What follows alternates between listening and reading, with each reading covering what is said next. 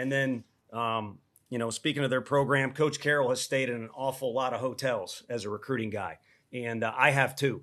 So you guys made the mistake of giving me the mic. So I'll add to my opening statement, really picking up where we left off yesterday, where somebody asked me a question that bothered one of my players. So I'll have his back. But again, if you got to cut me off, cut me off. But I've stayed in an awful lot of hotels to be in this position alone and running around and watching games.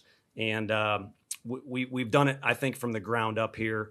And while I'm at it, anybody that's thinking about visiting our place that we're recruiting and you think this is a place you can come and have your hand out and see how much money we can give you, don't waste our time and don't waste your time either. But the question was posed basically about our season, and if we lose tonight, it's all for naught.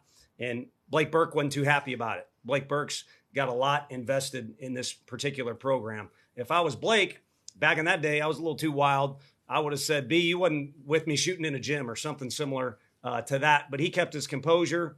Clearly, you've seen me in action. I don't have great composure. So I'll speak on it for a sec because it started out as we were number one for most of the season. That's an incorrect statement. It's not a fact. I don't know who was number one preseason because I don't look at it. It's a very difficult sport to predict what's going to happen. Nobody predicted Evansville to be here, but they were. And then also we were not number one majority of the season. As a matter of fact, when we first took over, I was astonished. Kentucky was winning our league, which you guys write up. It's one of the most, if not the most competitive league.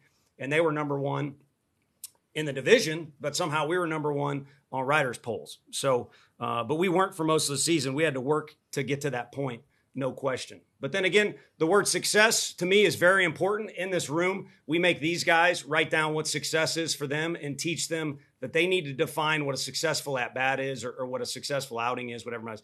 Noah, it's Noah Webster's dictionary. It says success is a degree or measure of achievement, or if you read it in another deal online, degree or measure of succeeding. So those two words right there, and I definitely ain't the smartest fella, degree and measure means you get a pick. You get to pick what success is, which is pretty awesome.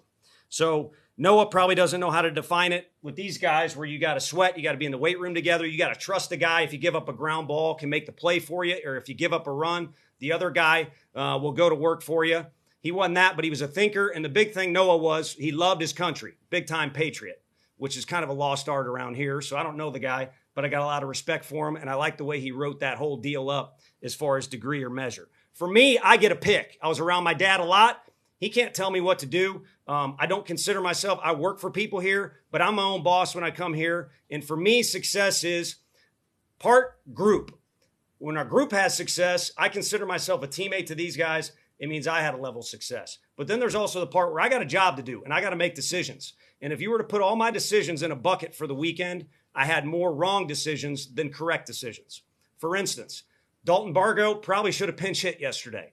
He showed me that with some attitude and some success today, and I'm not so sure he doesn't do it yesterday too if we pinch hit him against Harris because he wants to go home, and he's going home. But you know what, Bargs? Success for me is being a good teammate, and Cal Stark is my guy. That's my guy for a lot of reasons, no doubt. So success for me is what I get to judge. If you're talking about success for this team, the one thing I stated after last season, because I'm in a bathroom crying with just a lot of emotions after we're able to beat Clemson last year, was to show up at work every day and get out of my car excited and to have fun and to be around people that want to be here and be in an environment that you're excited to get to every day. 100% success. Omaha is real fun to go to. If you don't play that well, it ain't that fun. But I don't really give a damn, to be honest with you. As a matter of fact, we kind of can pick up where Evansville left off. We're not supposed to win because the number one never wins. So house money. So I'm going to consider this even more of a success this year, but definitely because of that group in particular being the way they are. And then I think 2022 was brought up. We could have won 30 games in 2022. Jared Dickey, who had a phenomenal post on social media today, transformed his entire body after quitting baseball as a part of one of the best teams and was a success as an individual, among many other great things that happened about it. Hey, you didn't like the team, so what? They got you talking about college baseball. I can tell you that. To me, that team was a success. And the one thing I definitely want to say about Evansville, Mr. Rumsey, Ty, I believe. I apologize if I got your first name wrong. last out of the game. Not rubbing it in, not pointing fingers. All right? Be told you never got to play in Omaha. You know what? Rumsey can get on a plane and go to Omaha anytime he wants.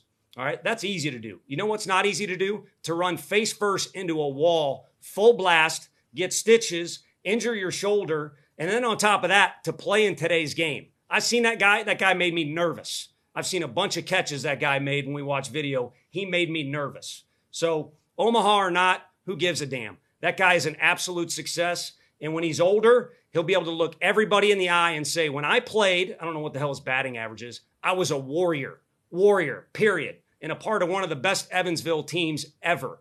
And no one will ever be able to take that away from him. And every time he sees one of his teammates or goes back to that facility at Evansville, they'll say, hell yeah, there's that guy right there. So for me, it's a tangent, but that's what success is defined by me. I get to do it the way I want to do it. You guys get to do it the way that you want to do it. So at the end of the day, success for me is Omaha will be where Father's Day is for me. But you know what? If you're choosing, if you got a father figure in your life and they've done something to contribute for you, doesn't even have to be your dad, could be a coach maybe for you guys. You should appreciate them, and you're going to have a successful day too, no matter where you are. If it's not in Omaha, I would recommend Cabo, Ibiza, or Tulum. I'll be there at some point. Thank you. Any questions?